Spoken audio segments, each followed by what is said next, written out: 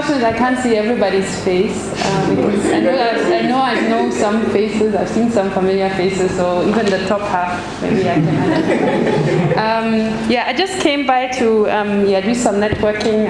Of course, these days we don't have many events, so I'm always happy to meet some of our, in this case, alumni, and in person is particularly nice. So thanks a lot, Gervin, for organizing the workshop. This one, when Gervin came in with the application for the workshop, I was very intrigued. I mean, we disagreed on a couple of details in the beginning, but just the fact that he wanted to bring in not only alumni who are already in the academic sector, but also those who kind of, after getting a scholarship and studying or doing their PhDs in Germany, they moved more into the third sector and into the civil society sector. And I think this is something that we haven't done before. I don't think there's ever been any workshop with that kind of focus. So I was really intrigued to see that, and I pushed for it to be financed by the headquarters, and that happened and it worked. And I can also see that there's quite a lot of people who came. So I think the interest was also large from the alumni side. Apart from that, these days we are trying to kind of keep up the idea of international cooperation. As an organization that mainly deals with traveling inside and outside of countries, it's not been the easiest year, as you can imagine. We've tried to change a lot of things over to more virtual contents and have more virtual events, but of course the traveling has not become easier since March 2020. So nevertheless, we are keeping up the work, and I'm very happy to see events like this can still happen. I hope it will be like this for some time. In general, I think all of you know the DAAD, know what we have to offer. I'm not going to have to say a lot about what we do.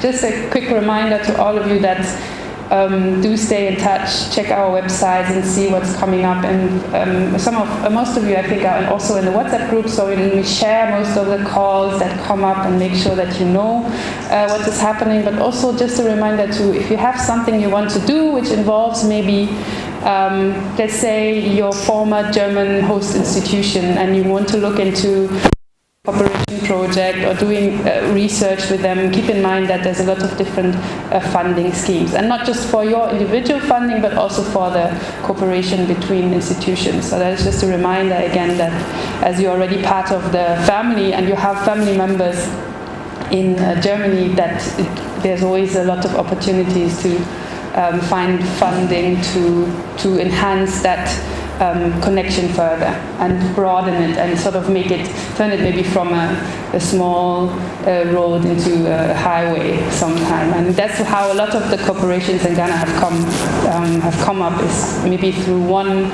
alumni, one person who did a PhD with the German supervisor, and then at this point in time maybe you have a continuous cooperation project going on for a couple of years. So that is just a reminder to you. And also when you have promising students and you are the ones who are able to connect them to your German host institution, make sure you point them in our direction too, so that they come and apply for scholarships, so that we can keep it going, as you are the ones who are already up on the stepping stones, a couple of stepping stones up. You extend your hand to those who are maybe a little bit further down and help them up.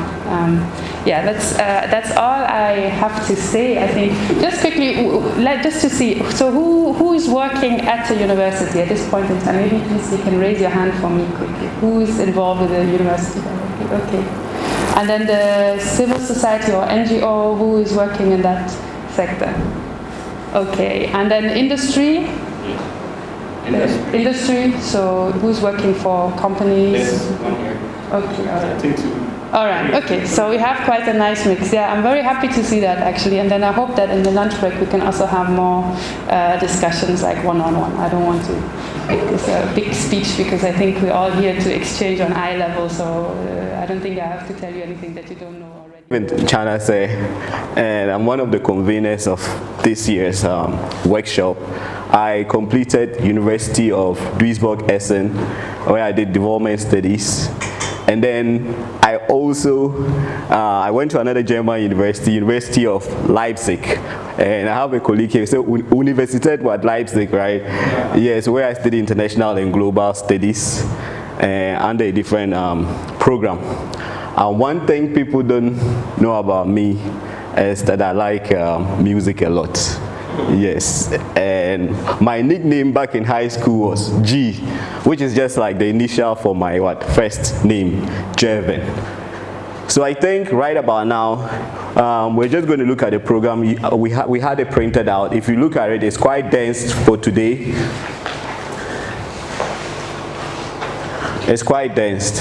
So I would really encourage us to go strictly according to time. German time, no Ghanaian time.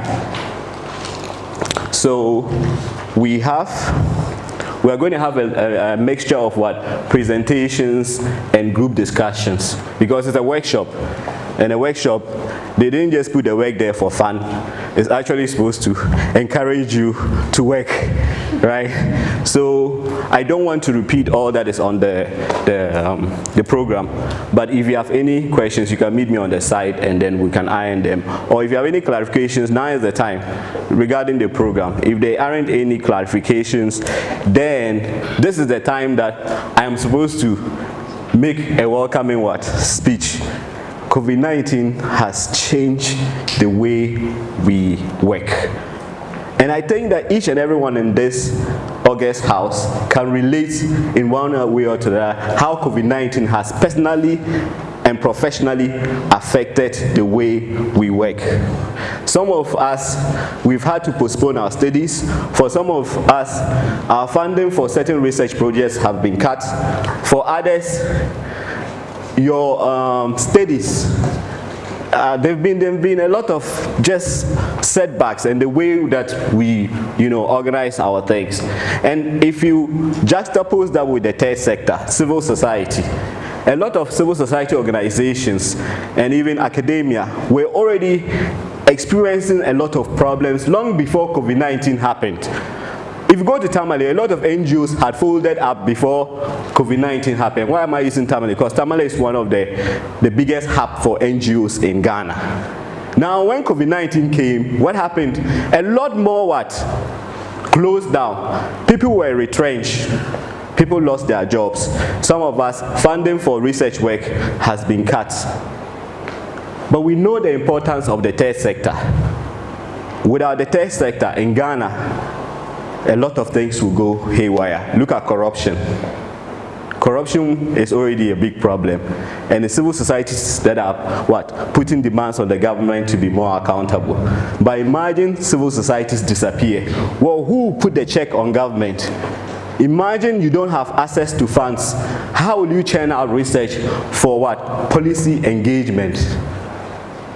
So it is within this background or within this context that we've decided that let's organize a conference or a workshop and invite people with the expertise to come and have a conversation on how we can improve the resilience of the third sector in West Africa.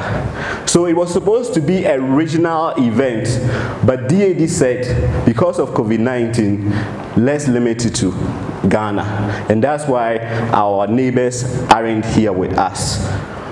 So for us to do this, we have decided to invite or assemble a potpourri of rich talent, industries of captains of industry and academia to help us to steer the conversation. So we're going to have guest speakers, and then we also have our very own alumni presenting today. So it's going to be a rich mix of it's going to be rich, it's going to be diverse, and I encourage each and everyone to fully participate. Let's overcome all the taboos we have and make this discussion a very interesting one. Me today, I've overcome a taboo. I'm not the type that I'm not a public speaker. So it's just that I have to. If not, I would have given the mic to someone else to do this. So without much or without further ado, I would say welcome formally to the workshop on enhancing third sector resilience in a post-pandemic West Africa. Thank you. Thank you, I appreciate that. So next about now, we are going to have our first presentation. But before we proceed, please, are there any questions, comments, or clarifications before I introduce our first guest or external speaker? Yes. So, before you spoke, I was asking myself, what exactly do you mean by the test sector? Okay, yes. Define the third sector. Okay. So those of us who studied political science, since most of us are in academia, we always have to look at the theoretical underpinnings of whatever subject we are describing. So in politics, comparative politics, you have 4 estates of the state. Who can guess the first? The first estate. The first power in a state. A state is like a country, a nation. It's usually what? It's usually the government. Yes, the government. And that includes the police and the 3 arms of government and all other state apparatus. So that's the first estate. Then you have the what? The second estate. Who? The private sector. The private sector is the second estate. And then the third estate is what? Civil society. And who is civil society? I think here I will pause and give it to Charles so that he would explain who the third sector is. Because I don't want to, maybe I might miss some important elements. So Charles, just do us the honors and just break down the third sector for us. Thank you. Thank you, Jen. So the third sector is also known as the non-profit sector or the non-governmental sector, or some people call it the non-state actors. But if you are being very specific, it's either formally registered non-profit organizations or what we'll call informal organizations or organic associations. Those are like social movements or professional associations. These are all part of the third sector. To a large extent, academia is part of the third sector, and to some extent, media, especially media that is non-profit in nature. So you can consider that as the third sector. Even though media feel that they are not part of that sector, they always argue that they are out of that sector, but depending on the context, you can add media. So anything outside the state, the government, and the family, you call it the third sector. Yes, thank you. So everybody here, most of us are within that third sector space, even though you are being employed by government, but because you also belong to what professional associations like TEWU and all those ones that in most occasions hold government to what ransom, especially when it comes to your teaching allowance and all those other things. So I think the definition of third sector, so anytime you see third sector, is the same as civil society. And we are all part of what? The civil society. But in Ghana, when we mention civil society, most people think it's just NGOs. The Imanis, the Senganes, and IDEC. No, we are all part of the civil society space. Okay, so I think our first presentation is going to be done by Mr. Charles VanDyck. your effective leadership is linked to the survival of your organizations at these times. Right. So reimagined leadership is not just about, oh, it's nice to have. You know, when you go for leadership training, at the end, you feel like, oh, some of these competencies, it's nice to have them. Oh, you know, it's okay. If you have them, it's okay, but you grow. But it's no more about nice to have. It's now a what? Must have. You must have these competencies for you to survive, for you to be relevant within the sector. So what are these competencies? Well, I'll be sharing 6 of them. Tuned in leadership, influential leadership, or leadership by influence, right? Now, when we hear a lot about leadership, sometimes the first thing we think about is us leading others. Isn't that so? But leadership that starts from leading yourself. And that's where sometimes we make a mistake. If you can't lead yourself, you cannot lead others. Right? And so that's where tuned in leadership becomes important. So when you see this, what does this connote to you? When you see this picture? You're trying to tune into a radio station. Yes, what's your favorite radio station? Peace. Nice. Peace is not bad. Especially, I think Kwame has a program that gets interesting. Okay, trying to tune into a radio station. Anybody else? Yes, madam. Yeah, so he's trying to tune into a radio station to be abreast of what is happening. To be abreast with what is happening. I like that. Okay. So when you're tuning, what are you doing?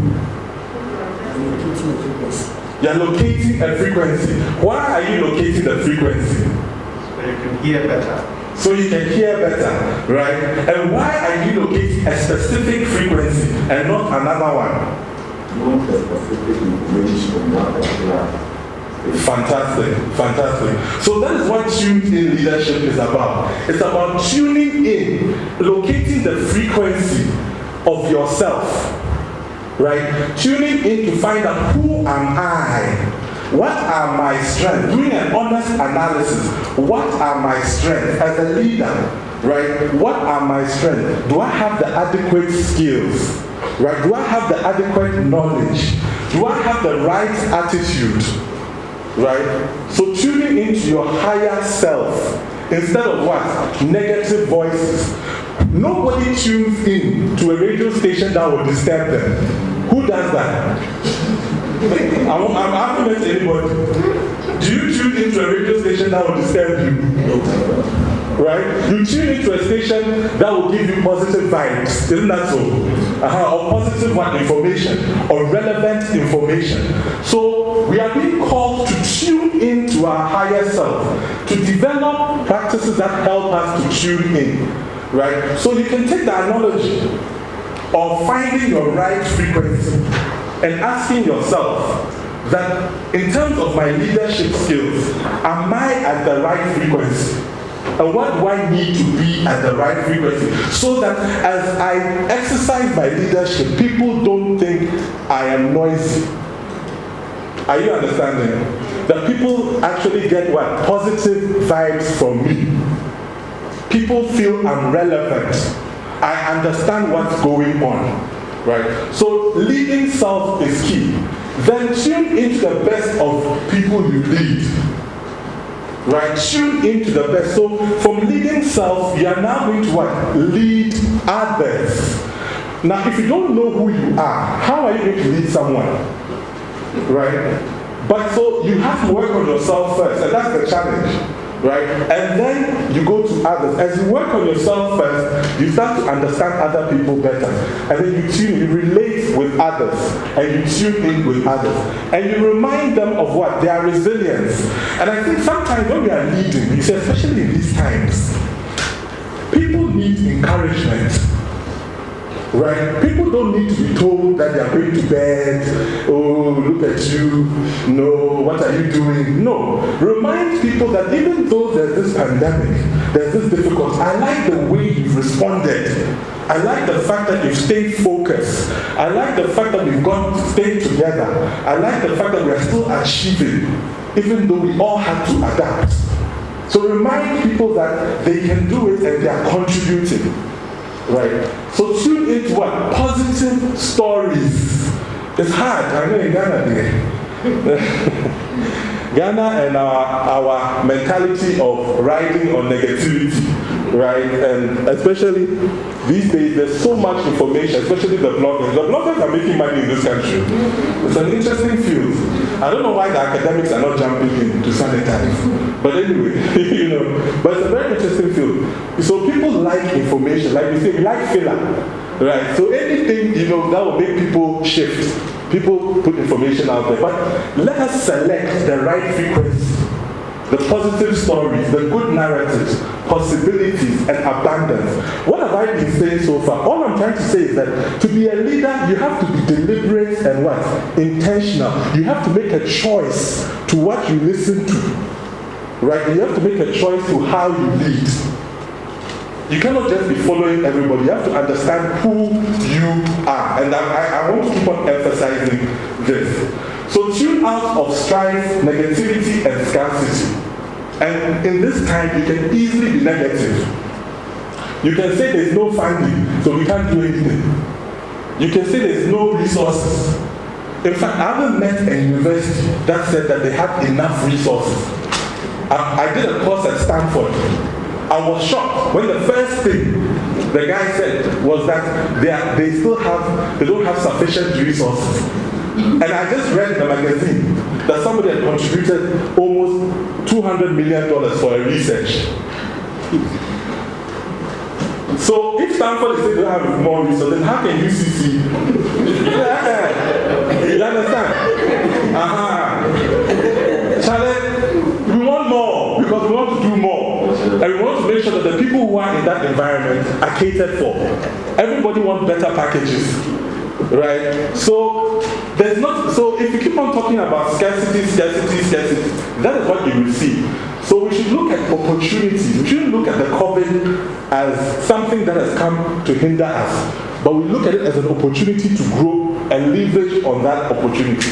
Right? So I just need a last question here. How can you connect with others when you are disconnected from yourself?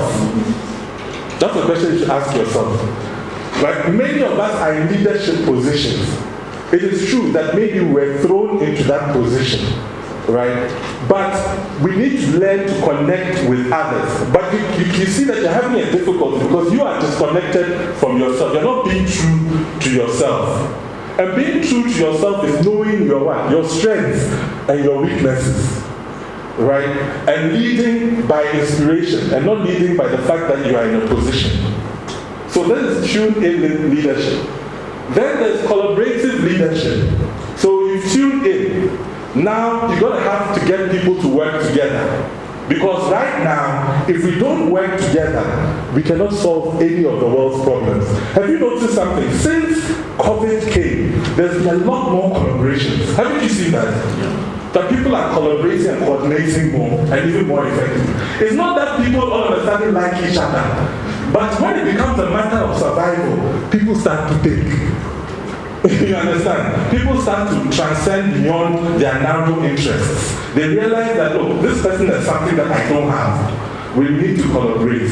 So how do we create a culture of collaboration in the spaces that we find ourselves? So if you are a leader, you should ask yourself, in this environment I find myself, how do I create a culture, ways of doing things that promote collaboration, right? So that's about 2 or more people working together to create something new in support of a shared vision. And I like the word shared vision because that's one of the secrets of being a good leader. Your ability to communicate a shared vision. People should feel that wherever they are working, that vision is also mine. If you're not able to do that, it will be difficult to bring people along, right? So collaborative leadership helps you to solve problems. If you're collaborative, you realize that people are eager to solve problems. They don't see problems necessarily as a hindrance. They see it as an opportunity. It's a tool for what? Innovation. You notice that a lot of people are bringing ideas and new innovations. And it becomes an attribute within that organization. Right? So now we are being challenged to think collaboratively. Right? It's not just about our narrow interests, but the interests of the larger group. Right? Then we go to networks. Very important though. Network. And you see, this virtual life has shown me that networks are seriously important. Or don't you agree? Yeah. Right? You know, people talk about the power of Facebook. You know what Facebook is based on? Networking. Simple. Right? So network leadership is key. How are we making use of our network? And for you to be a good network leader, you should always be thinking about the collective. Right? How is this going to help us all? You should be strategic all the time. Look at the big picture, right? Big picture. So this place I am, where we are going, what is the big picture? Where are we heading to, right? You should be receptive. That means open to new ideas. Now, if you are a leader and people share ideas and you always shut it down, it's going to be very difficult in this era to get anything done. Because we all have to confess, things are changing so fast, right? We cannot pretend that we know everything, right? And then we need to be what? Flexible. Flexible. And you know, I never dreamed that one day I'll be teaching my kids in the house. I'll be having meetings in the house and my son will be coming in front of the screen shouting, "Dad, Dad," and I'll be saying, "Oh, excuse me, my son, just a moment, my son. If you told me this 3 years ago, I would have laughed at you." The how? I did office, what am I going to do for them, right? You understand? Yeah, but this is reality. Now you're teaching your kids in the house, you become a teacher. For the first time I read a book about, I think it was about pedagogy or something, trying to understand that they don't use you. I had to turn myself into a primary school teacher. You understand? Charlie, our teachers, they are trying. Look, me personally, if they ask for any amount, I'll tell the government, pay them. I'll become their chief. Pay, just pay. Don't even listen to. No, just pay. Because what I saw in my house with my 3 boys, I have 3 boys. What I saw in my was enough for me to say, Charlie, pay these people. Because just to get an attention of these kids, the teachers, they are trying. And I think we need to respect them. I think for too long we don't respect teachers. And it's sad. They're doing a great job, right? So, for me, networks, right? The power of strategic networks. So all of us should build our strategic network. Strategic network means a certain high-level networks of people, institutions. And that's the thing. You see, this specific network is a very strategic network. But the question is, how many of us are leveraging on this alumni network? Or we're just happy to be members? You understand? What are the opportunities that you can leverage on this? Because when I looked at the list of names, I was like, hey, Charlie, don't be small. Some of these names we see in newspapers, we see in research, and it's nice to see that. When I heard his name, I like it because I've seen it before. I said, wow, okay, I met the person because I was reading one of his stuff. Right. So I looked at it and said, look, this network is full of very talented people. And this alumni has been here for many years. Okay, how are we leveraging on that network as people? So how many people are in the alumni now in Ghana? It's quite a lot. So how do you guys leverage on this network? Are you networking? That's part of the discussion today. Okay. Yeah, no, because it's a great network. And networks are everything. Yes. Networks, that's where you get opportunities. People open doors for you. You learn a lot. And you really start to move ahead. But not move ahead for your own sake. You start to become relevant in the space that you are in. And then, of course, operational networks. So as you are there doing high level, you should also have foot soldiers. You should be on the ground. On the ground. Foot soldiers are very important. That means on the ground, people should know you. My brother is also a lecturer at the Regional Maritime University. So I think he has a doctorate in transport economics. And me and him are always battling. Not that I want a PhD, he's way smarter than me. But I always tell him that, Charlie, beyond the fact that you people are writing papers to become associate professor, doctor, professor, can you also think about impact on society, Kakra? You understand? And he gets annoyed sometimes. When of course, because he looks at me and thinks, sure, Kojo, if you know how hard it is to get a PhD, you won't be standing here. But you see, I'm his elder brother, so he has to be careful, But I can see it in his face, But that is the thing. How do we challenge ourselves as academia now to be more connected to industry and to take some of our research out there? Some of the academic people that we've been working with, we've been shocked at the amount of research that's just lying there. And we've noticed that the reason is that the way it's captured, it's not consumable for the public. And what industry can do is help to deconstruct it and make it consumable for the public. So there's opportunities for collaboration. So that's something I hope I can challenge all of you to look more into industry and connect more with industry. So network leadership. Then disruptive leadership. I remember I talked about this in another place, and somebody said, hey, are you saying that we should be troublemakers? That everything that people propose we should reject? And we always should just say no. This is disruptive, not negatively. Disruptive in the sense that every time you are looking for better solutions, ways to establish new things. So you're not satisfied with the status quo. So you are challenging the status quo, not because you are stubborn, not because you like problems, but it's because you want to transform it, contribute to transforming it and making things better. So how are we rethinking? How are we reinventing and repositioning ourselves? Or is it that when we went into our departments, we've become very comfortable? Because that is how they do things. The question is, how they do things, is it effective and sufficient in these times? Right? So the motto now is that disrupt or be what? Disrupted. That's what COVID is telling us. Disrupt or what? So COVID is telling us that it will disrupt us, but we can fight back, right? And then do not be afraid to what? Stand alone. This one, there's a cultural underpinning. Let me use one of Gervin's words, cultural underpinning. Yeah. In this our culture, we are very, what do you call it? We are a culture that believe in belonging. You understand? So a lot of the times, a lot of us, when we are right and we are fighting for a cause and we feel that everybody is against us, we give up because we want to belong. So how do we fight what I call approval addiction? You know approval addiction? Do you understand what approval addiction is? Wanting approval from everyone when you are trying to do something. Right? So let's not be afraid to stand by our principles, to stand by what we believe in. Even if some of the people that we admire, our godfathers, our godmothers, friends, don't seem to understand what we are doing, stick by it, because when in the future they see the impact, they are the same people who will come and start giving you accolades. I've seen it happen so many times. So let's stick by our convictions and be courageous. We need to be at this time. And then be comfortable with failure. Please, failure is not bad.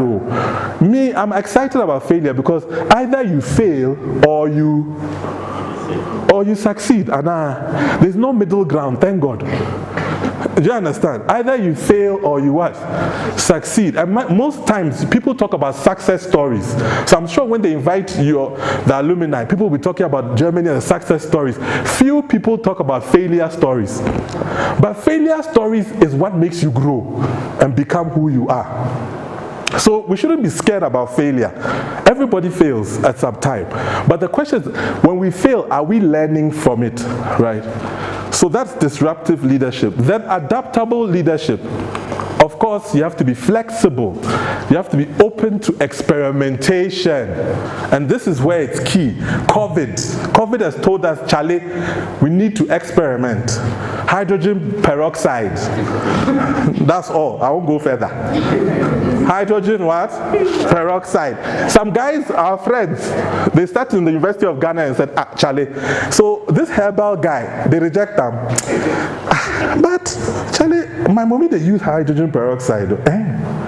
Okay, make we see. No, as mouthwash back in the days. You know that thing is not new? Yeah. So somebody just decided that let's do an experiment. Whoever thought about that was genius. And well, people are still questioning it. But the truth is, the people who have used hydrogen peroxide have not tested positive yet. So it may be helping. And people around them have tested positive. I don't know, maybe it's the masks. But if people around them who are also wearing masks have tested positive, then I don't know what it is, right? So people people are experimenting. So what are we also experimenting on in order to solve our problems? Or are we waiting for the West? For the back? Yeah. Okay, even if you are working on other things, what are we experimenting on? Are we curious? And do we plan ahead? Do we make changes when needed in a timely and decisive manner? Now, time is everything. And you have to be decisive, because right now if you're not decisive, you die. I don't want to be very plain, but maybe I have to be. Yeah, right now if you're not decisive, you are gone. People are dying left, right, center because of lack of decisiveness. You're not decisive. So me personally, as Charles, I have a regimen. In the morning, I peroxide myself. In the evening, I do the local thing that my grandmother used to do when I had malaria. Hot water, and in fact, when I did it, it reminded me of my grandmother. I nearly cried anyway. I love that woman. You know, I said, oh, grandma, if you're here, your wisdom, you'll be laughing at us. This thing was on your no. You see? You know, she was fancy anyway. So me, I peroxide and then I do my thing. Now, whether I have COVID or not, maybe yes, when the vaccine comes, I'll still continue. You understand? Because prevention is better. Let's all look after ourselves, right? Let's not be like relaxed, because timing and decisiveness is key. Then influential leadership by influence, very key. Remember I said that these days your position cannot get you to get things done. It's about how you influence people. So your ability to bring diverse people together. How do you influence people? Through ideas. Right now it's about ideas, it's not about people and things, ideas, logically. Do you have emotional intelligence and cooperative intelligence?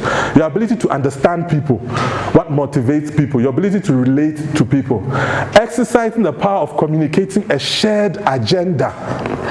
So communication is key. How do you communicate an agenda so that people can buy into it? And do not rely on authority to get what? Things done.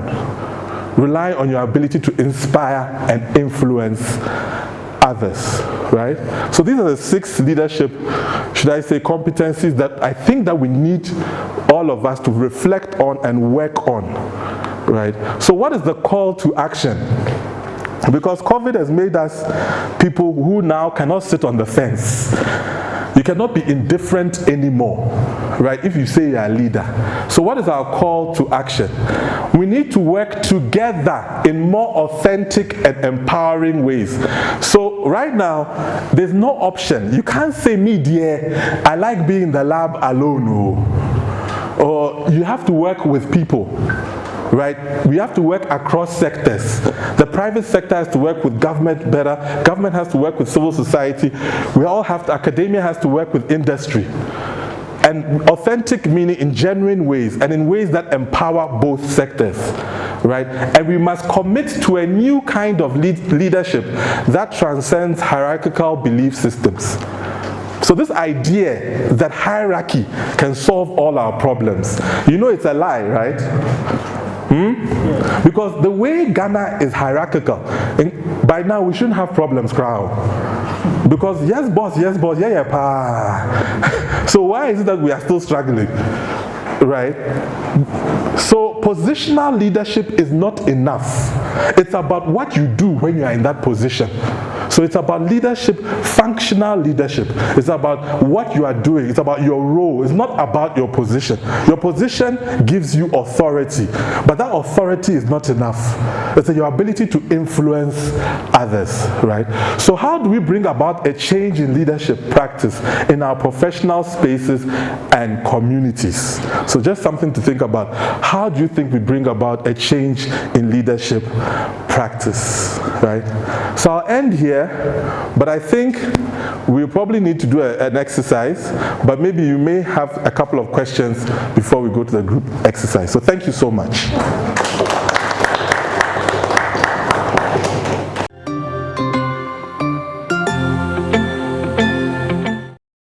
Enhancing technology adoption, digital resilience and security within the third sector. How many of us have mobile phones? Kindly show by hand. How many of us have mobile phones? Okay.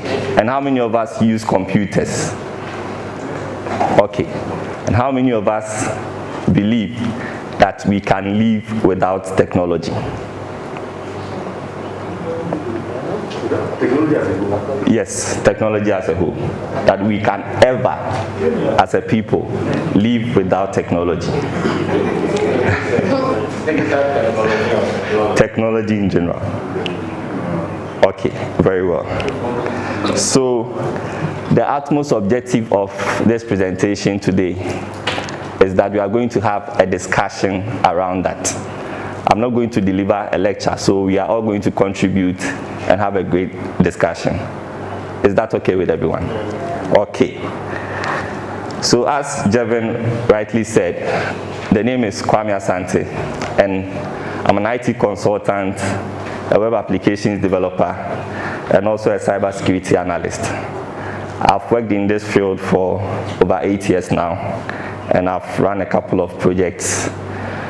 And we applications developers, we like riddles a lot.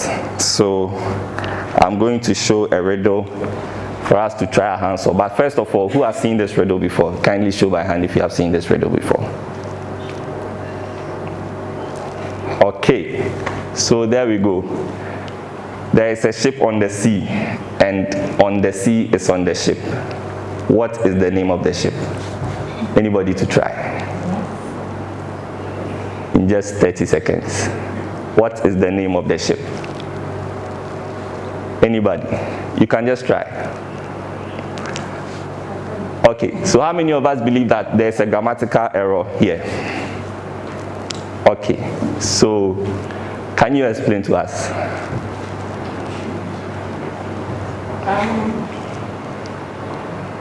The more serious news. This is a compound sentence. If you are using and, there shouldn't be a full stop before the and. That is the first. Okay. Okay.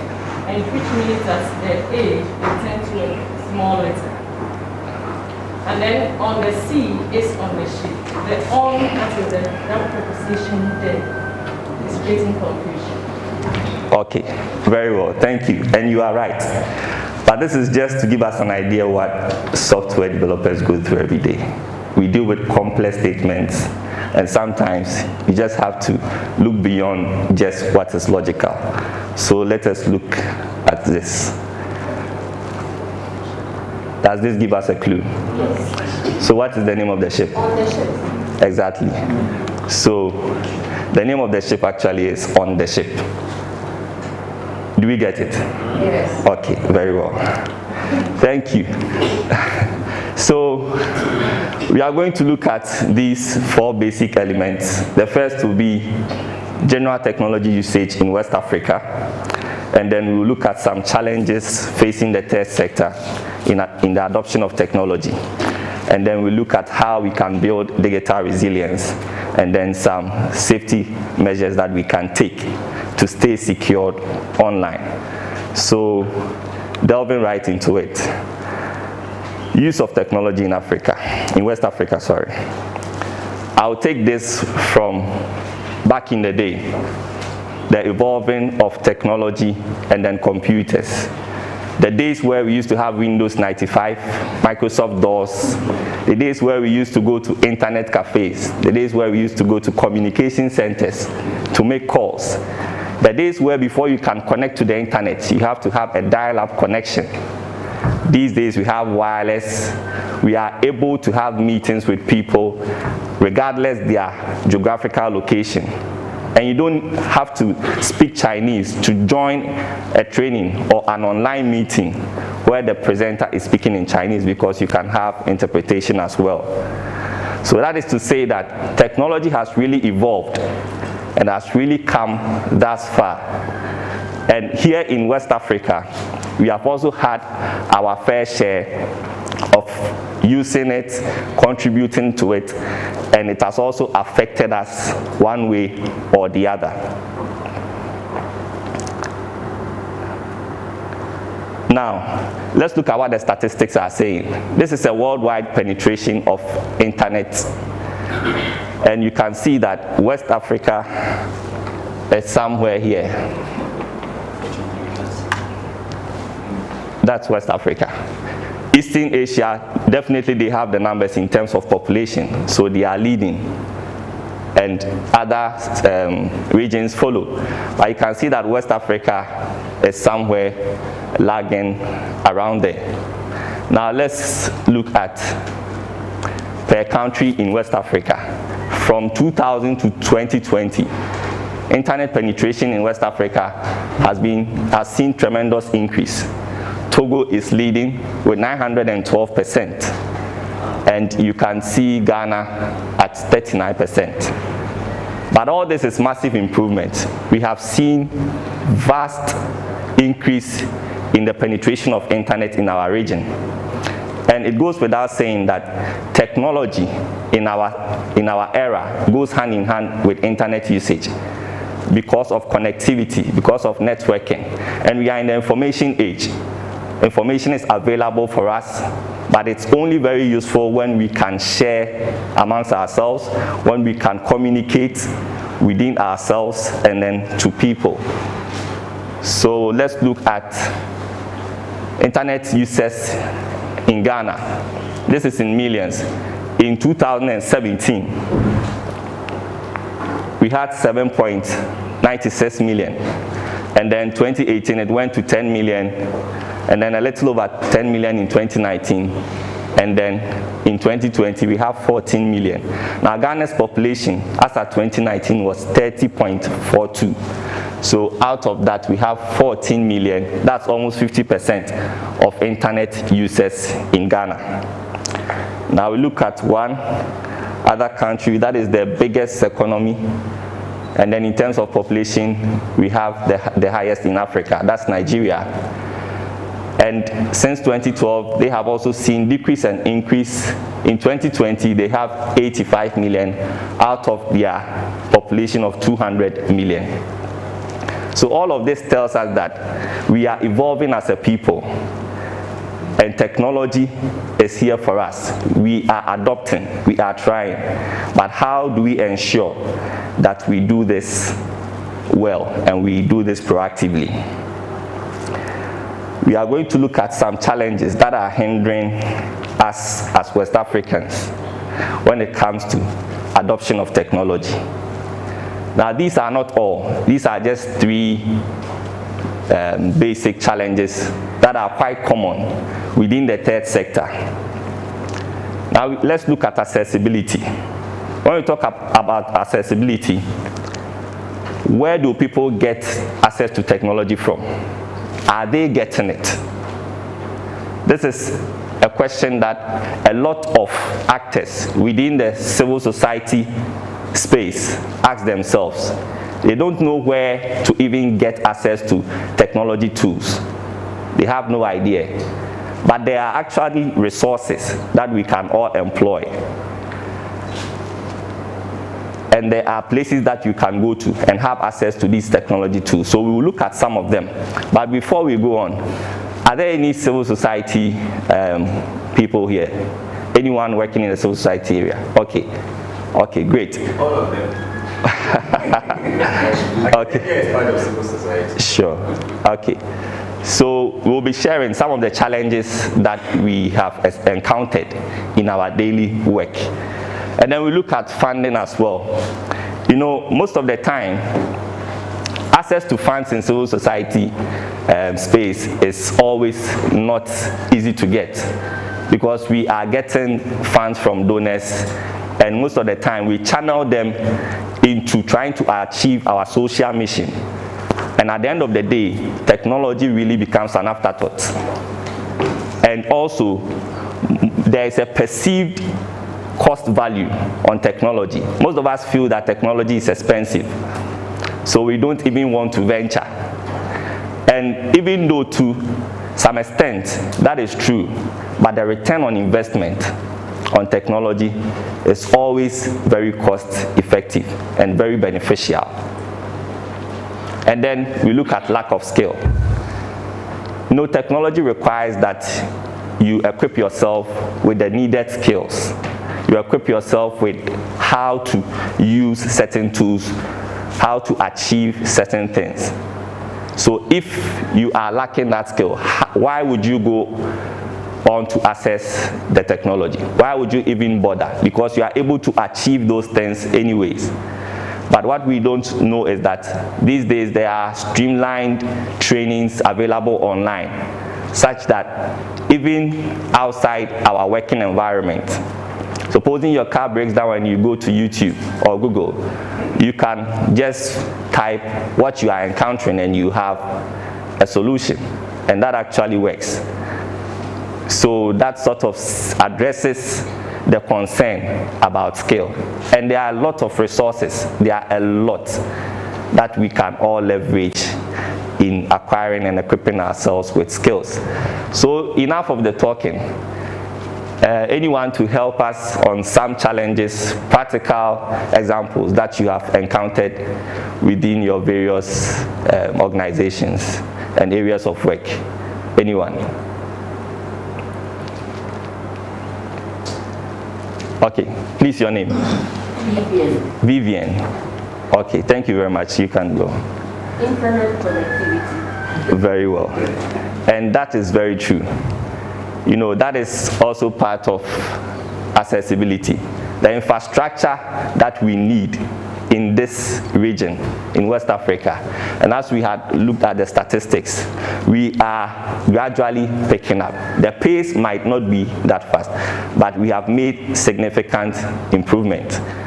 Back from the day till now, internet connectivity is increasing by the day. So that is one perfect example of some challenges we face. Thank you very much. Please, any other person? Okay, sure. Please, your name? Yeah, I think my name is Anthony. Anthony, okay.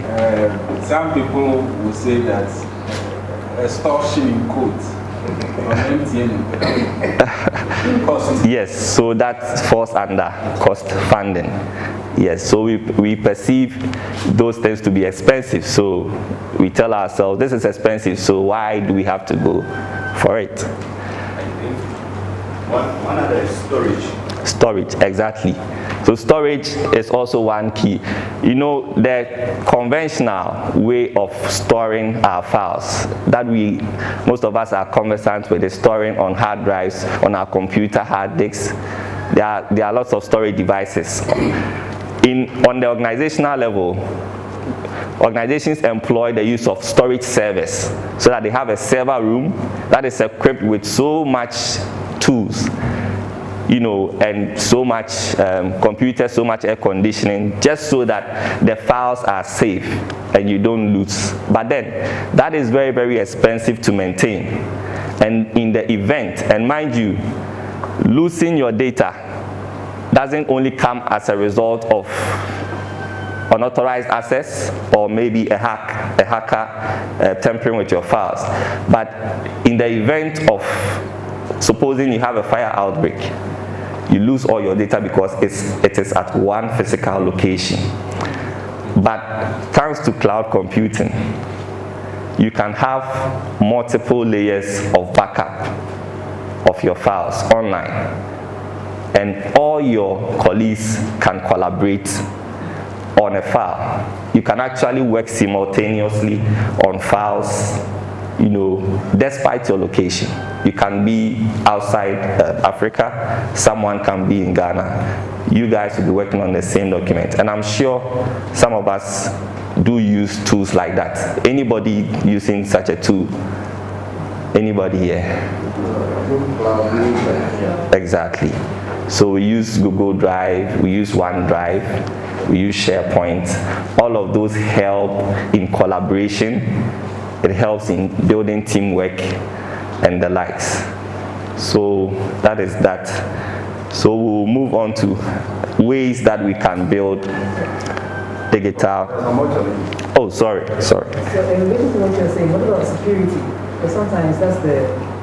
Yes. If it goes onto the cloud, people have access to it, the data is not safe. Yes, very well. Thank you very much. So we will move to security. So when we get there, I will address it. Okay. So what is digital resilience and how do we build digital resilience? Now, as I've already mentioned, technology promises us of a very great potential. It makes our working, very, very robust. It boosts our productivity. It makes life simply easy for us. But with the great potential that technology promises also comes a potential risk that we need to be aware of. So once you are online, once you are using a computer, once you are connecting to the internet, you need to be aware of some risks that you are exposed to. Because if you are not aware of that, or you probably feel like you simply do not care. Maybe you feel that you have never been a victim of a cyber attack, so you feel there is nothing like that. But you need to be aware, and once you are aware, you need to take steps to secure yourself. Being on the cloud is great, but imagine you have all your files on Google Drive, and that's the only place you are storing your files. And in the unlikely event that someone has access to your password, goes there, gets access to sensitive information, or deletes all your files, what would you do? These are questions that you should ask yourself in the attempt to build digital resilience. And then you seek to address them, because you will be faced with those situations so far as you are online, so far as you are going digital, so far as we are in this remote working era. And it is required that we employ the use of all these online platforms that we use for our meetings. We employ the use of cloud computing applications. We need to be aware that there are risks involved, and so we look for measures to curb those. Now, one major important aspect of this discussion that we will dwell a little bit of time on is how to stay secured in this remote working era. Now, we are all aware, I don't need to mention, that the time that we are in demands or calls for remote working, and organizations that have already employed the use of some online platforms for meetings and then cloud computing really had some sort of edge over those that had to pick up post-pandemic. So once we are using these tools, as I've mentioned, what are some of the things that we are likely to encounter in terms of security? And one will ask, why do we even have to care? As I already mentioned, you may not have been hacked before, so you don't even know what it entails. But as civil society organizations, we deal with donors, and donors give us access to their information, sometimes sensitive information, banking details and the likes. Resource mobilization, which is one very important factor or one very important element within civil society organizations. It's all about trust. It's all about trust. So donors would want to associate with you if only they can trust you. Now imagine that a donor gets to know that you are liable to be hacked. Imagine. That breaks the trust, and that is not good for any civil society organization. So we are going to look at some types of cyber attacks, just a few of them. Now we have what we call malware attacks. Malware is simply malicious software. Malicious in simple language means bad. So malicious software is any software that is intended to do bad or do harm to your computer and to your information. So that is malware for you. Now we have phishing attack.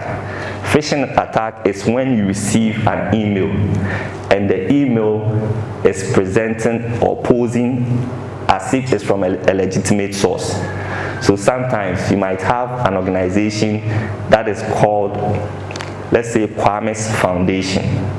and I have my website as kwamesfoundation.org. Now, a hacker can buy a domain and name it Kwame Foundation, omitting the S, and then create an email, info@kwamefoundation.org.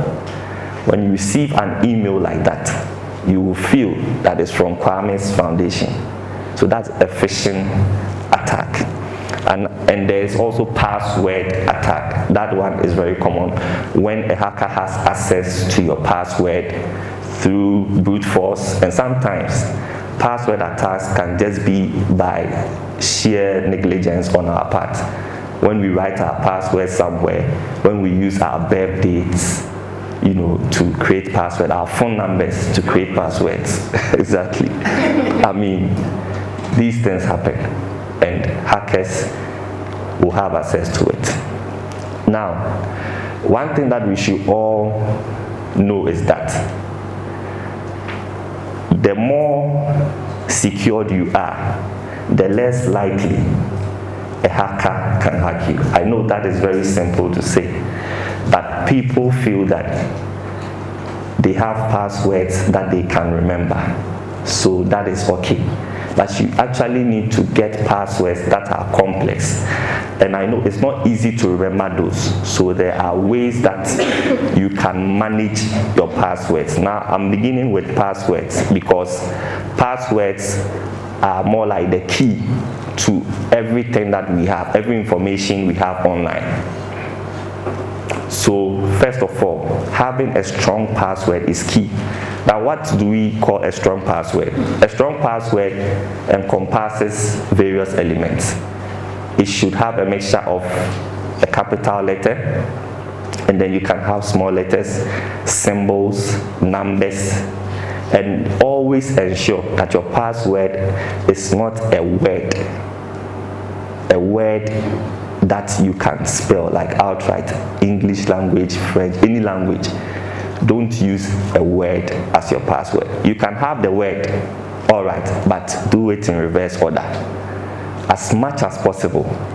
Because when someone has access to just one password, these days, because of the high levels of interconnectivity, just having the password to your email can allow the person access to every other information that you might have. So it is very important. And there's a very fantastic tool that you can use to manage all your passwords. So I will show that tool to us. Now, one other way is securing of hardware. Hackers do not only sit behind computers and then they try as much as possible to penetrate into your computer. No. Sometimes you are being tailed so that leaving your computer in your car, imagine a hacker has access to it and your password is just a space bar. That will be the end. So we need to secure our hardware. By securing, I'm not saying just having a secure password, but ensuring that your laptops or your computers or your devices are not exposed in the open. Don't expose your computers, because if someone or a hacker doesn't have access to your computer, they cannot enter it in the first place. So we need to really secure our hardware. We need to secure it. Now, we spoke about backup of data. It is very important because you can be secured very well, but regardless, you will still experience, or you may still experience hacking. Nobody can say they are 100% secured. It has happened to so many, even governments, big governments like the United States governments, they have been hacked. So we need to really know that even though we are secured, we can be hacked. Now, when you are backing up, there are tools in our operating systems that can help you to encrypt your data before you back up. And that is one beauty about cloud computing. You can always encrypt before, so that when someone has access to that data, then they need to decrypt before they can even use the information. So whoever has access to your information, the information will basically be useless in their hands because it is encrypted. So you just don't back up. you encrypt before you back up. And then the last tip on securing ourselves is the use of malware and then firewalls. The use of malware and then firewalls. Sorry, the use of anti-malware. Anti-malware. What we mostly know as antivirus. So we can have that. Anti-malware is the broader name. So you can have anti-malware and then the use of firewalls as well. Okay. So does anybody want to share any information on staying secured online? Any question about cybersecurity? Okay. Pardon my ignorance. When you say encrypting, how do you do it? I just want to see myself doing it for you. Okay. All right, sure. So encryption is basically when you have your data, okay, you can send the data as is, or you can keep the data as is on your computer. But when you encrypt, you are putting a key on the data. And that key is the only key that can be used to decrypt the data so that you can have meaning of the data. So any data you have, supposing you have a file and you have an encryption tool, when you encrypt the file, when someone tries to open, it will ask the person of a key. And that key can be in the form of a password. So that without the key or without the password, you can't have access to it. You can't access, you can't read it, you can't do anything to it. Please, is it clear? Just a follow-up. In case you sign an official letter, okay, with your if you send an official letter with your signature, at times you realize that you can just pick up the signature. Is it possible to encrypt it so that if I send you the file, you can read the information, but you can't pick anything? Is that possible? Yes, so that will depend on the kind of file you are sending. Okay, so if supposing you are sending a Word document, you know that is very editable. But if you convert that Word document to a PDF, and that is very, very important. Any document that has your signature, it is best you send it in a PDF format instead of a Word document. But the PDFs, when you put it in a PDF, you realize that you can still pick the email from it. So how do you protect that? How do you So, anybody wants to respond to that? Okay. Yeah, I experienced that and I realized that when you convert it to JPEG, the person is not able to pick the signature and that's to copy everything. Yeah. So, because the PDF, you can easily do the online conversion. Yeah. You can still pick the signature. Yeah, very well. That is also one way. Yeah, so it depends on what the file is also going to be used for. If it's a JPEG, however, the quality when you print it might not be the best. But if you really want to, if probably the credibility of the recipient is not really clear and you want to take that road, you can always use a JPEG and then send to the person. Okay, please go ahead. About the encryption. Yes. I realized that and I want to ask, is it the same thing that sometimes when you're sending a file and it's too big, they ask you to encrypt it so that it becomes a smaller version so you can be able to send to the person? Oh, the same thing. That is compression. Yes, that is compression. Okay, please. Yeah, so I have an experience with the encryption. Okay. So I had a memory card on my phone, my old phone, with all my pictures, my documents and everything. And I encrypted it. Okay. So when I bought a new phone and I picked the memory card to put on my new phone, I couldn't access the pictures because they were telling me that the memory card was encrypted in different forms, so I should put it in that phone to decrypt. Yeah. Yes. Now I was thinking, assuming that the phone is no more, it's gone, is there any other way of getting these files to? Yes. So we have different software for encryption.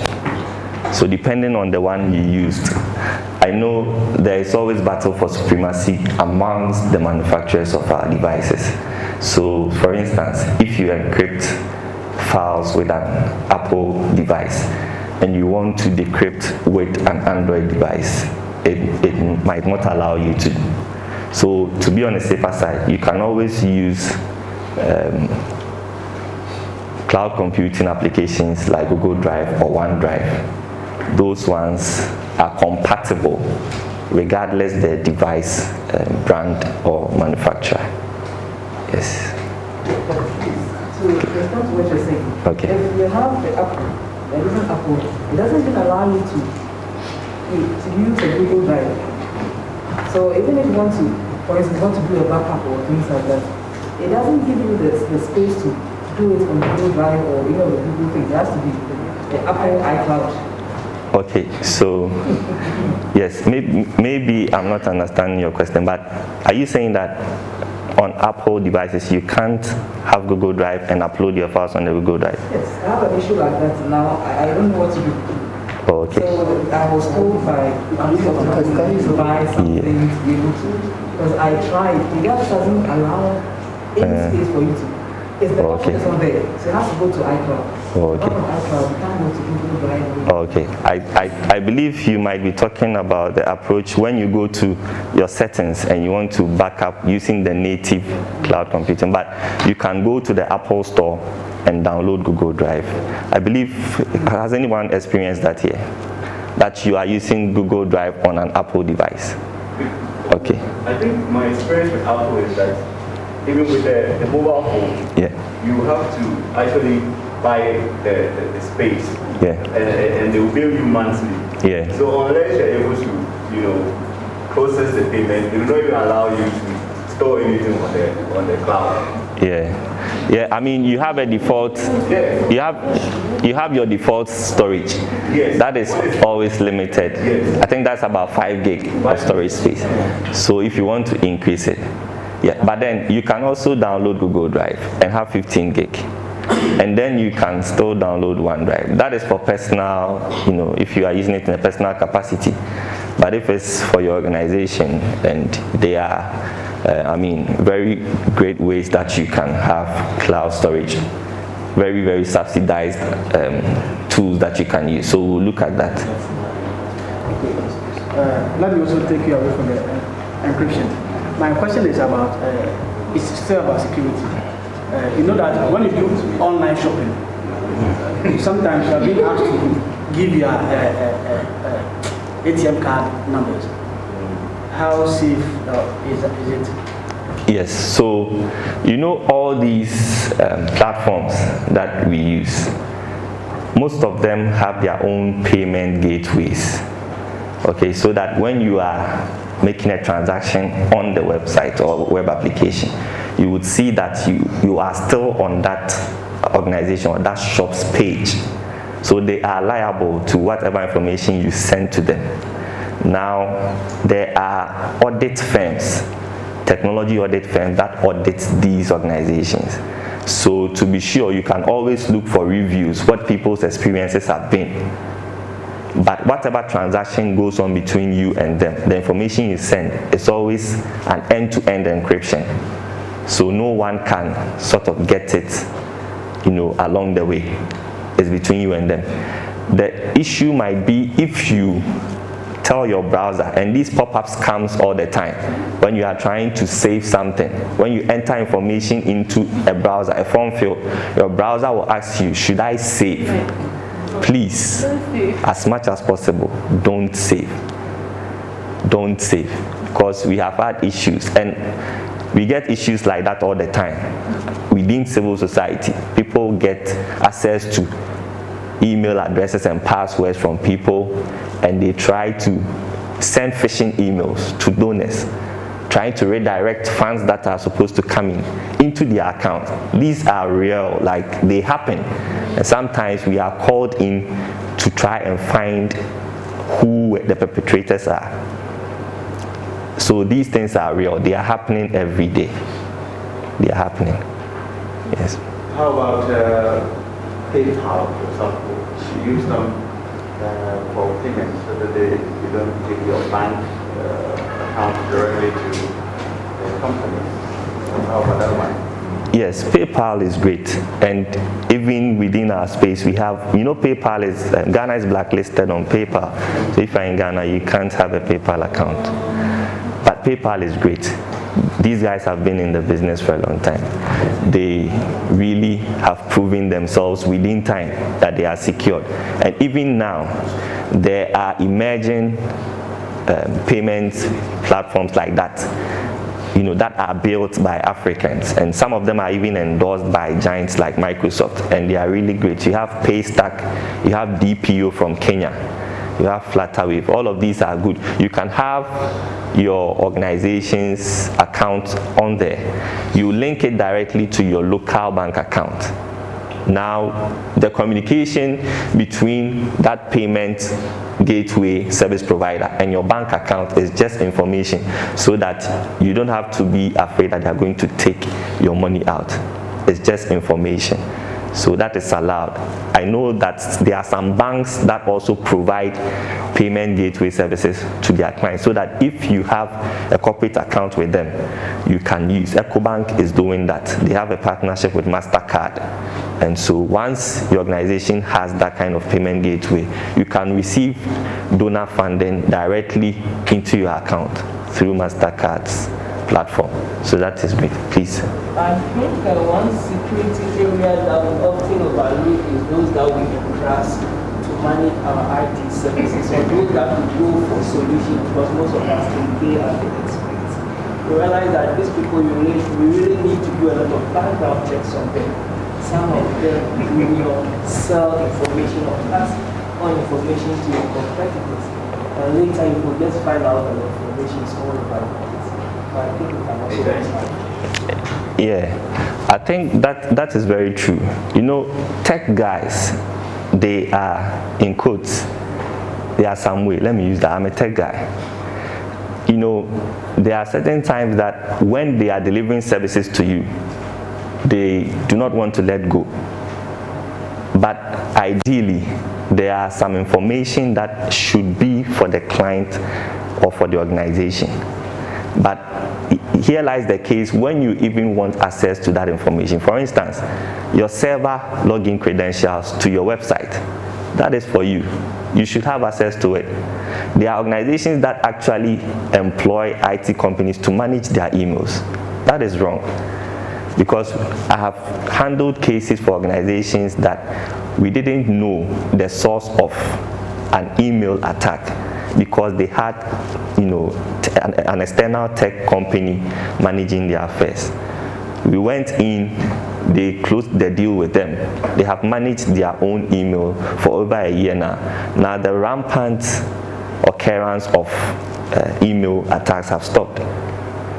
So those things you really need to. So what we do is, you need to start developing the skill, because some of them, they are just perceived that tech is complicated. But these days, it's very simple. Things have been simplified for us, such that you can even create your own website, just as though you are uploading photos on Facebook, and you can be modifying content, without coding. So there are simple resources, there are simple tools that you can equip yourself with to manage some of these things on your own. So that is something that we really need to take notice of. So in civil society, in the third sector, how do we get access to tools, considering the factors that we've mentioned, when funding isn't something that we usually have for these things? How do we get the right tools to use? So there is this organization, TechSoup West Africa, and what they do is they provide access to technology tools and services for civil society organizations across West Africa at very subsidized rates. When I say very subsidized rates, it's almost as if it has no cost at all. So what they do is, if you take, for instance, a genuine version of Microsoft Windows, which is selling on the market for over $99. They are saying you can pay $5 and they will give it to you. And that $5 is just for administrative procedures. Now they have a lot of applications that we can use. In this remote working era, we are using applications like Zoom, we are using Microsoft 365, we are using Microsoft Teams, we are using antiviruses. All of these are very important, and all of these tools can be found here. They also provide hands-on training, expert advice on technology, how we can use some of these tools to drive our social mission. So you can visit their website, westafrica.techsoup.global, and they will be sure to assist you. They have a great deal of applications there. For Apple too, or it's just for Microsoft? Yes, their applications include Apple versions as well. So they are really doing great. And you know, some of these resources are there. These guys are like the go-to guys in terms of technology in West Africa. Recently, they are donating hardware, computers, to civil society organizations across West Africa. So, and it's free of charge. That one comes with no cost. So it's really, really very helpful for those of us in civil society. And if you know any people in civil society, they can provide training as well. They have online training platforms that you can equip yourself with the skill that you need to also operate in your organizations. They can also help you with building your websites and all of that. So this is TechSoup West Africa for you. So to round it up, if we have any questions, we can address them. Okay. Madam. Okay, please, you can. Well, I want to ask if it's accessible to any club as well, just civil society. Okay, so it's for civil society, but under civil society, we have NGOs, we have community-based organizations, we have faith-based organizations, those are churches and mosques. We have libraries as well. So for now, those are the types of organizations they are covering. Yes. And I think you must be a legitimate civil society. That means you have to prove or provide evidence that you are, what's the word? Registered. Exactly. Yeah, eligible. Eligible. That means you have to be registered with the Department of Social Welfare. So if you are one-man NGO and you haven't renewed your registration with the Department of Social Welfare, you are going TechSoup. Yeah. Not mind you, because you have to pass through that criteria. Yeah. And it's strictly for non-profits. Non-profits, charities, libraries, faith-based organizations, and the like. So if you are making profit, TechSoup is not for you. This is for those doing free things. Yes, those doing free things. Right now, okay, so thank you guys.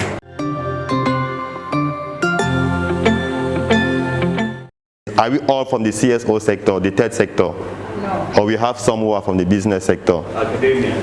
Academia, yes. Fantastic. Please, who are those who are from academia? Can you just raise your hand? Wow. Okay. So we have scholars, yes. Who also is like on the ground, on the field, as an NGO advocate or something like that? Can you also? Okay, I see some. Okay. Who are those who are running social enterprises? Social enterprise. Social enterprises. Okay, I see one there. Okay. Who are those who are running advocacy-based organization? We are doing a lot of policy. Fantastic, fantastic, fantastic. Yes. So now, I would like to know from those who are here, if your organization is financially sustainable, can you raise your hand? Those whose organization is financially sustainable, can you raise your hand? Okay, one person, two. Academia and social enterprises. Okay, so it means that 95% of the room is not financially secure, right? Now, for those who have raised their hand by indicating that they were financially sustainable, can you briefly tell us what do you understand by being financially sustainable? We don't necessarily mean that we have money to do everything, but we have enough money when there is the need. We can raise money to do whatever we need to do. Okay. For example, if we mount a program and we want money to run, and government is not ready to fund, we may be feeding, and then students pay 70% or 100%, and government is supposed to. That's how it goes. Okay. Yes, I would also like to hear from you, the second one who is financially secure. What do you understand by being financially secure, please? Yeah, so I'll respond this within the context of the social enterprise. Okay. So the social enterprise aims at empowering the community whilst making business out of it. So let's take the example that probably I'm sourcing cocoa from the community. We have many competitors, but with my business, I invest into the community. I'm paying school fees or giving scholarships, giving them health insurance. So if you have me, and you have somebody who is just taking from the community, then assuming we are even paying the same price, who would you give your products to? You give it to the one who is giving you extra in terms of health, education, and other benefits. And that makes your business sustainable compared to your competitors. Thank you. Fantastic, fantastic. So thank you. I think we have various views about what it means to be financially sustainable. On one side, I can see through our man that it is because he's in the academia or in the education industry. So there, the demand is already there. If you are a student, you are a student. You have to pay your school fee to schools. Like, you don't have to beg a student to do something to come and pay his school fee. He knows that if you don't do it, he don't have access to classes. And they also, because they are social enterprises, they are providing a service and they are being remunerated by a fee for it. So those are basically some of the things that we will be looking at, and I would really like us to be engaged. I would really like us to be fully in, to plug in, so that all together we can go through this journey, which I hope will be end successfully. So as I was saying, there are two things that we are going to do. First, we are going to explore what it means to be sustainable. So we are going to look at what we call civil society sustainability. The second thing that we will be doing, we are going to explore some of the innovative ways that CSO are using to mobilize resources so that they can be independent and more resilient. Now, in the context, the first thing I would like to mention is that when we talk about the third sector, from my perspective, I see things like civil society organization, NGO, faith-based organizations, social enterprises, basically any organization that is not from the public or private sector. I hope you all agree on that. The second thing is that there are external dynamics when we come into the NGO sector which are affecting the ability of CSO to mobilize resources and to be resilient. One of them are government regulation. We have also the national state, like poverty and all those things. If you are doing, for example, a campaign and the citizens are poor, it's not your own fault if they are not able to support what you are doing. So these are some of the external components. Now, internally also, we have things such as the organizational culture. We have things like the management capacity. For example, do you know that there are many organizations where they don't even know how to mobilize resources? They are not equipped in terms of fundraising or mobilization. So if that's the case, then your management capacity can be an hindrance for you to be able to successfully mobilize resources. Another element I would like to highlight is the fact that those two components are putting pressure on CSO, in the sense that externally conditions are not favorable, internally it's difficult, so there is a lot of pressure for CSO to survive and to be independent.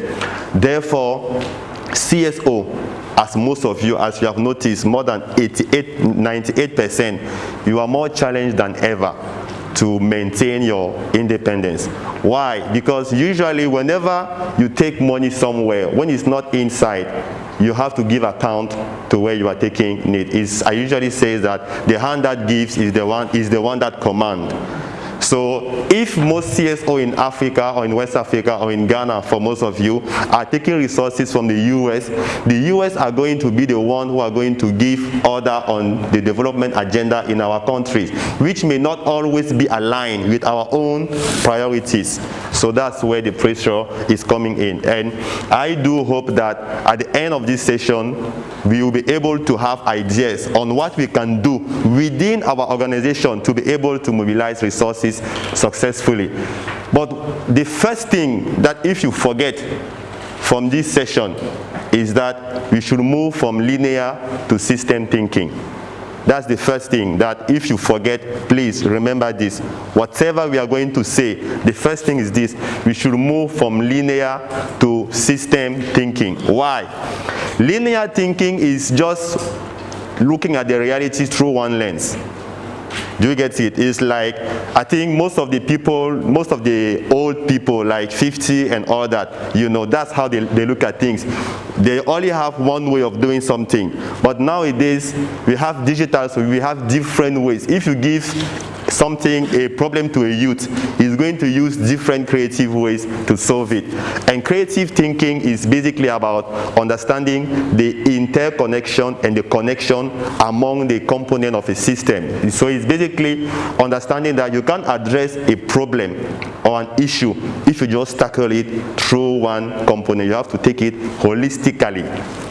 So that's what WACSI has understood. WACSI stands for the West Africa Civil Society Institute.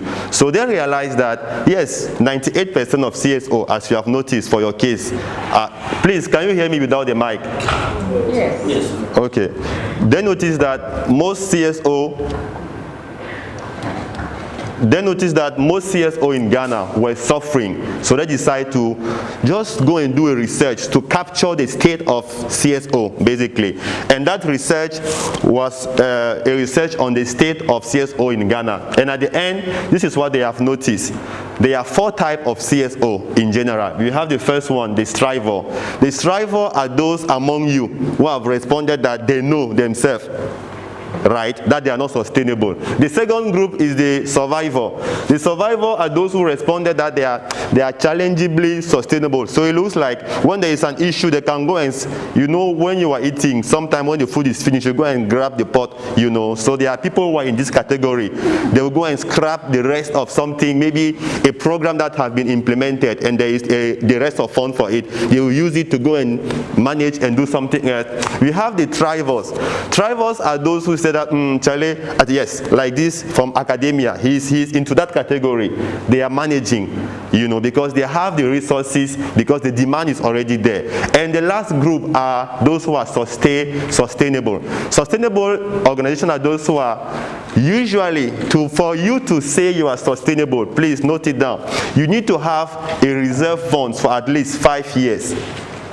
If you are not having reserve funds that you are able to sustain your organization, even if there are no income extend like from donors, it should be at least for a period of 5 years. Like you have a structure funding plan that that for the next 5 years, without receiving funds externally, you can manage your organization without any issue. So as we can see, the majority are striving or surviving. And that's how we have this mentality. We are survival. Yes, when you ask to anyone who is on the NGO field, say, Charlie, how are you doing? Charlie, we do survival, we do manage. We do push, kakra. So that's basically the state. And this state for Ghana is the same that we observe across West Africa. This is the report. I will invite you to download it or to read it, or if you want it, I can give you the PDF version. It's very interesting.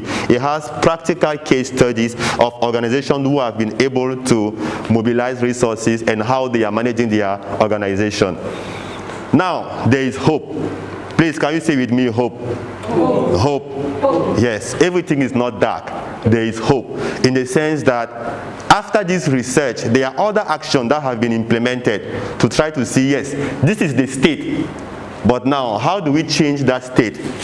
How do we move from the uncertainties of mobilizing resources, of having secure funds? And that's why I would like to ask you now, according to you, if you want to be financially sustainable, what do you need? Anyone? If you want to be financially sustainable, what do you need? You need to be able to generate your own resources. Yes, you need to generate your own resources. Yes. Can I have a marker? Yeah, you want me to? Yeah. Yes, please go on. We need to identify problems that we are facing and then find solutions to those problems. Okay, fantastic. Okay. Let me write them. Okay, problem solved. Okay. Who else would like to share? What do you need to be? Let's say you are into your organization. What action? What do you need to do? Yes. Effective resource allocation. Yes, effective resource allocation. Yes. We have to have collaborations and networks. Collaboration and networks. Fantastic. It's coming. Yes. You need to plan how you distribute resources in and out of. Yes, you have to plan how you distribute resources in and out. Anyone else? I know you know. And you know, right? Yes. There might be some investment fund running somewhere. Somewhere where? Okay. Yes, so investment funds. That is like a capital that you have positioned somewhere so that you can generate return. It's not necessarily capital, but you also invest in humans so that they will bring returns. Okay. Like maybe staff capacity development. You see, the DAAD has what you call DAAD Stiftung. You know about DAAD, this Stiftung, what do they call it? Foundation. The beneficiaries from DAAD also have to contribute some money into the fantastic. It's coming. See, we say we are going to explore them, so I want to hear from you. What else? So you need long-term planning, effective resource allocation, investment in planning. What else? I know you know. Yes. Writing for grants. Yes, writing for grants. Technical skills, to know how to talk to those people, because sometimes you don't have, because you don't know how to ask. You know to ask, but you don't know how. There is a difference. Anyone else? Yes, Gervin? You need a strategy. A strategy. Fantastic. You also need smart objectives. Smart objective. That's even where we start. Are you understanding? That's where you start. Because all of these things, they depend on your objective, your vision. Do you get it? We usually say, my people perish for lack of vision. I say for lack of vision. Do you get it? I know you were going to say knowledge, yes. But knowledge without vision is powerless.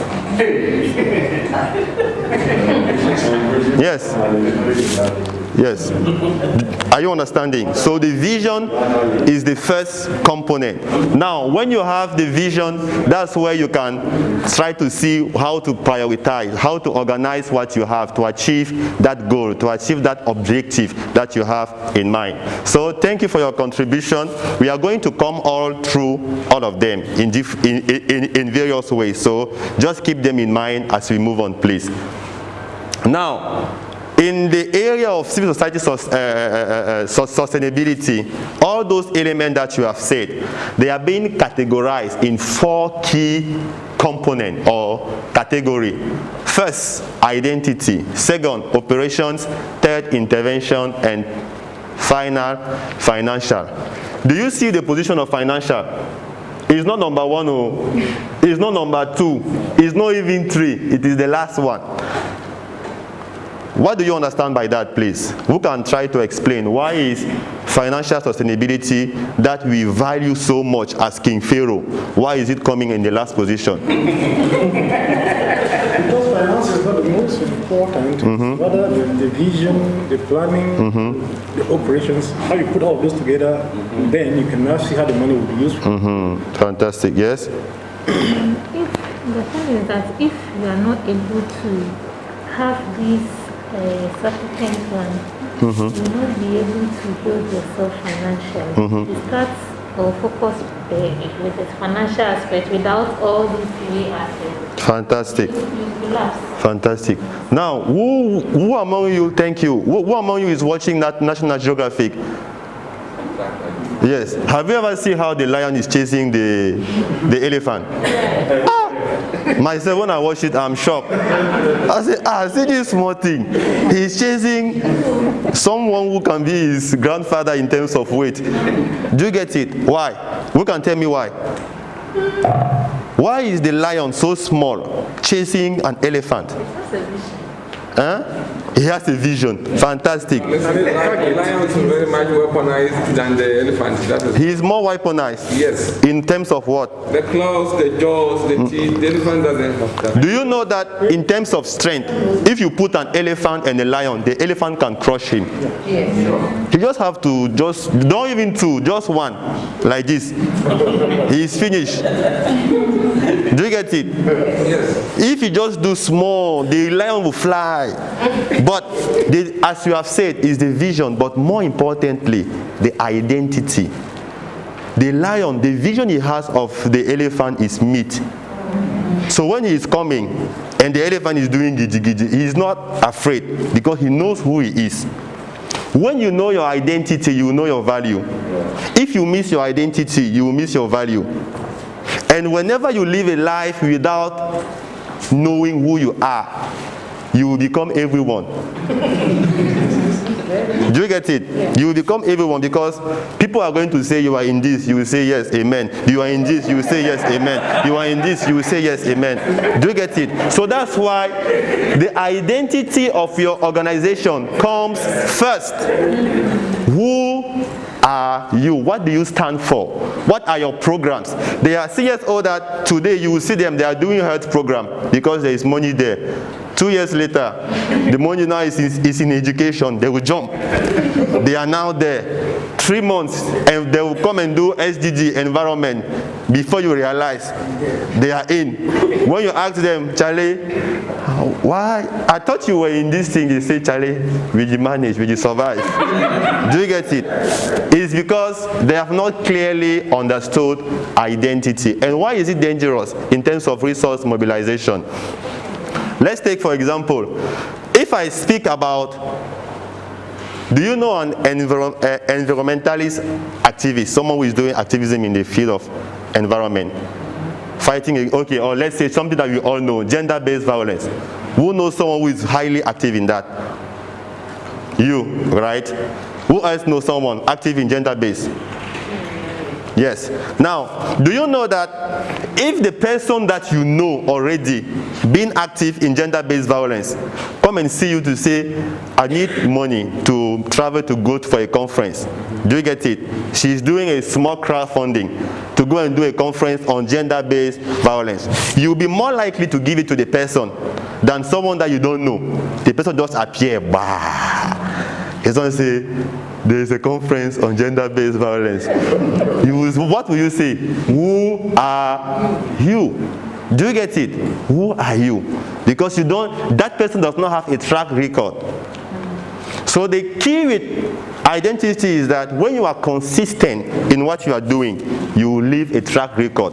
It's everywhere in your professional field, even spiritually. You know, when the disciple, the apostle, they went to chase a demon. What did the demon do? He beat them, sir. Yes. Yes. You, I don't know you. Who are you? Why? Because they had a track record. Jesus had a track record of prayer. They just wake up, they went and say, oh, Charlie, go out. He said, no, Charlie, I will show. It's the same thing. If you go into a different field, those who are there, they will beat you. Do you get it? You will not be competitive because competition takes time. Do you get it? To be competitive, you need to take time because you need to develop and sharpen your skills to get to a higher or maximum level. And you don't just get there by wishing. It's like writing. Do you get it? I know, you know, that what you write now is different from what you were writing 5 years ago. And if you look at what you wrote 5 years ago, you will laugh. You will say, I'm sure this was my junior brother who was writing this. Right? You will not believe. Why? Because your practice of writing has been improved with time. That's the same thing as an organization. So there are programs in which the members of your organization, your team, your personnel, your staff, because they have been working consistently on education, for example, they are going to get to a maximum level. That's where your identity is key. Are you understanding? So it's very important. And mostly when an organization is not respecting this legitimacy or recognition, we call it mission drift. You don't finally know in which box to put them. They will tell you, who can give me the name of this organization here? Yes. John Donne Foundation. John Donne. Yeah. John Donne Foundation, yes. So they give, is like you go to the election, to the ballot box. They give you John Donne Loan Foundation, put it into education, health. The person is confused. He don't know where to put you. Do you get it? And that's why one way to check whether your identity is understood by your target audience, you know, is to engage with them and ask them questions when you are doing intervention or program. What do you think we are doing? Ask them. Because if they don't understand what you are doing, they will not support it when you will be in need. Are you understanding? Giving is based on the heart, but the heart obeys to the head sometimes also. So if my head is not clear on what you are doing, my heart will not follow. What about, yes. What about in terms of the name of the organization? Sometimes the name speaks for the operational. Yes, area. Yes, that's true. But we all know that many, even though they have that name, they are shifting. Yes. So the second element, is operational sustainability. Here we look at things such as the environment in which you are operating, regulations, right? We look at things like the institutional infrastructure. Some people, they have a very big space for their organization, so they can rent it and all that. Some others, we have the quality and continuity of your program and governance and leadership. You talk about the need of having a board, of having transparent system to manage with your resources. The third component is the ownership of project. Yes, many people, oh Charlie, many people, this ownership is never there when they are doing program. Why? Who can tell me why? How do you build ownership in your intervention? Yes. Actually, if the people you are bringing your programs to don't understand, not only understanding want, so you must be able to check whether this is what the needs of the people are. Because at times we bring programs to the people with whom we think they need, rather than what they actually need. Fantastic. So the ownership begins when the people understand. The people tell me, okay, this is our need. For example, they need water in the community. Yes, but the community has small houses. And the families don't have time to, the parents don't have time to communicate in the evening. So the only time they have time to communicate is to send the children to very far off streets so that they have their time. Then you come and say you are putting a well in that community. They will not use the well. Fantastic. They want their children to go do off for water, and then they have their time. So you need to ask them, what do they want? Maybe, so the problem here is the rather housing before wells. So in that time, if you bring well before housing, they will not own it, they will not like it, they will not use their houses. So ownership is when the people buy into their project. Okay, thank you so much. Thank you.